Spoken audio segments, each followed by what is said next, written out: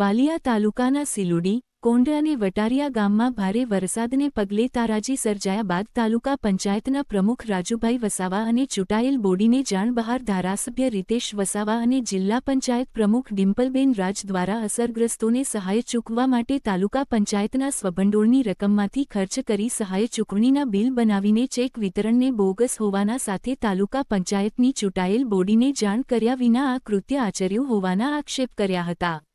અને તાલુકા વિકાસ અધિકારીએ જિલ્લા પંચાયત પ્રમુખ અને ધારાસભ્યના હસ્તે ચેક વિતરણ કરી ચેક પરત લઈ હલકી પ્રસિદ્ધ મેળવવા આ કૃત્ય કર્યું હોવાના આક્ષેપ કર્યા હતા.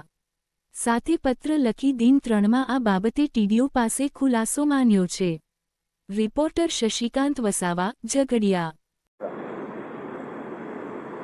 3/7/2026 રોજ જે વાલિયા તાલુકાની અંદર વરસાદ વરસ્યો એમાં જે ગામોમાં નુકસાન થયું છે એ ગામોનું એક કોંઢ, વટારિયા, સિલુડી અને અન્ય ગામોમાં પણ નાના મોટા નુકસાનો થયેલ છે.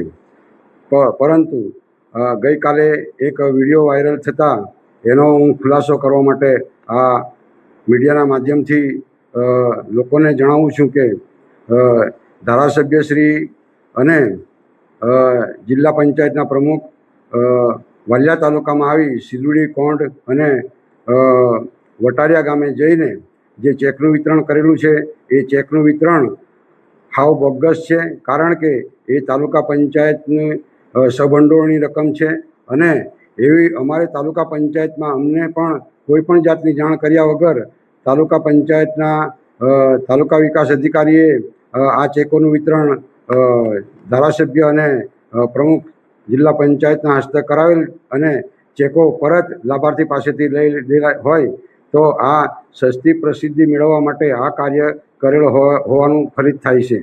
તો હું તમામ આ લાભાર્થી મિત્રોને જણાવું છું કે આ ખાલી એક તમારી સાથે બનાવટી ખેલ ઊભો કરીને ચેક આપીને પૈસા આપવાની જે વાત કરી છે એ તદ્દન વાહિયાત છે. કારણ કે આ લોકો એ લોકોની અંદર એક સારો માહોલ ઊભો થાય એ બાબતની એક સાજિશ કરીને આ કાવતરું રચેલુંનું માલુમ પડે છે. તો મિત્રો હું ધારાસભ્યશ્રીને પણ જણાવું છું કે તમારી અંદર જે કાર્યકરો છે એ પણ તમને સીધી સારી સૂચના આપતા નથી અને તમે પણ આ તાલુકાના અને જે મોભી છે ધારાસભ્ય તરીકે તો તમારે પણ જાગૃત નાગરિકોને સલાહ સૂચન પૂછીને આનું જે આયોજન થાય એ રીતના તમારે પણ ચાલવું જોઈએ. નહીં કે તમારા બની બેઠેલા આગેવાનો એ તમને પણ ખોટી રજૂઆત કરી અને લોકો સુધી તમને પહોંચાડે છે. એમાં આવી ઘટનાઓ બને છે. કારણ કે તમે જે લોકોને ચેક આપ્યા છે એ ચેક માત્ર ને માત્ર લાભાર્થીને નહીં પણ એક ખાલી પોતાની સસ્તી પ્રસિદ્ધિ મેળવવા માટે આ કાર્ય કરેલું છે. ચેક આપ્યા તો લાભાર્થી હતા તો એને ચેક આપી જ દેવા જોઈએ, નહીં કે ફોટા પડાવીને પાછા પરત એ ચેક લઈ લેવામાં આવે છે. આવી ઘટના જો બનશે અને લાભાર્થીઓને મન દુઃખ થાય કે ભાઈ અમારા તાલુકા પંચાયતમાં અમારા ચૂંટાયેલા પ્રમુખો છે, અમારા ચૂંટાયેલા સભ્યો છે, એ લોકો નહીં અને ભાજપના ધારાસભ્ય, ભાજપના જિલ્લા પ્રમુખ આવીને જો ચેકનું વિતરણ કરતા હોય તો અમારા તાલુકા પંચાયતના ચૂંટાયેલા હોદ્દેદારો કેમ આવું કરે છે? કારણ કે એ પૈસા અમારા તાલુકા પંચાયતના સહભંડોળના હતા અને અમને કોઈ પણ જાતની જાણ કર્યા વગર મામલતદારની હાજરીમાં, તાલુકા વિકાસની હાજરીમાં મારે એ ટીડીઓ પણ ત્યાં હાજર હતા. તો મિત્રો હું આ તમામને કહેવા માગું છું કે આવી કંઈ બી ઘટના બને તો લાભ અને લાભાર્થીને સહાય મળવી જોઈએ, નહીં મળવી જોઈએ એવું નહીં. સરકાર વધુમાં વધુ સહાય આપે એવી અમારી ઈચ્છા છે. પરંતુ જે બાબતમાં તમે પોતાની છબી સાફ કરવા માટે આવી જે ચાલો એ યોગ્ય નથી. કારણ કે લોકો તમારા કાર્યકારને સારી રીતના સમજી ગયેલા છે. હવે એટલે લોકોને ઉલ્લુ બનાવવાનું બંધ કરો. અધિકારીઓને પણ આ ગેરમાર્ગે દોરીને તમે આ કાર્ય કરાવેલું છે એમાં અમે સહમત નથી. અને ટીડીઓ સાહેબને પણ હું કહેવા માગું છું કે જ્યારે તાલુકા પંચાયતનું સહભંડોળ હોય તો એમાં તમારે પોતાની મનમાની કરીને પોતાએ આવું આયોજન ન કરવું જોઈએ. તાલુકાના ચૂંટાયેલા પદાધિકારીઓ છે એમને પણ વાકેફ કરવું જોઈએ. એમને વાકેફ ન કરવાનું કારણ પણ તમારે આપવું પડશે, એનો ખુલાસો પણ તમારે કરવું પડશે.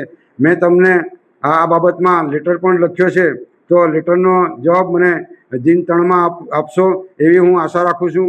કારણ કે આ તાલુકાની અંદર ટોટલી ટ્રાઇબલ એરિયો છે. ટ્રાઇબલ એરિયામાં જો આવી ઘટના બને અને ભાજપ એની પોતાની છબી છાપ કરવા માટે, ચોખ્ખી પ્રસિદ્ધિ મેળવવા માટે આ જે કાર્ય કરતા હોય એમાં અમે આને સખત શબ્દોમાં વખોડી કાઢીએ છીએ. કારણ કે એ પૈસા તાલુકા પંચાયતના સબંડોળા હતા, નહીં કે કોઈ બીજી જગ્યાથી પૈસા આવેલા. જિલ્લા પંચાયતમાં પણ સબંડોળ હોય છે, ધારાસભ્યની પણ અલગ ગ્રાન્ટ હોય છે. તો એ ગ્રાન્ટ પણ તમે સિરુડી ગામમાં 5 લાખની જે જાહેરાત કરી છે, તો એનું આયોજન કેવી રીતના થાય છે એ લોકો જાણે છે, તલાટી જાણે છે, સરપંચ જાણે છે. એટલે એ લોકો જે પ્રોસિજર કરશે અને પછી જ તમારા પૈસા જે તે ગામમાં જે તે કામમાં એનું એ કરશે. માટે તમે જે જાહેરાત કરી એ બરોબર છે, પણ લોકોને ઉલ્લુ બનાવવાનું બંધ કરો.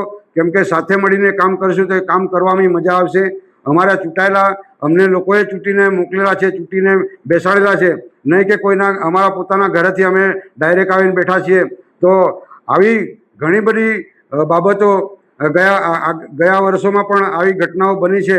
અને જે કામોના જે વિકાસના કામો જે રહી ગયા છે એ કામો જાણીબૂજીને આ તમારા કાર્યકર્તાએ કર્યું છે.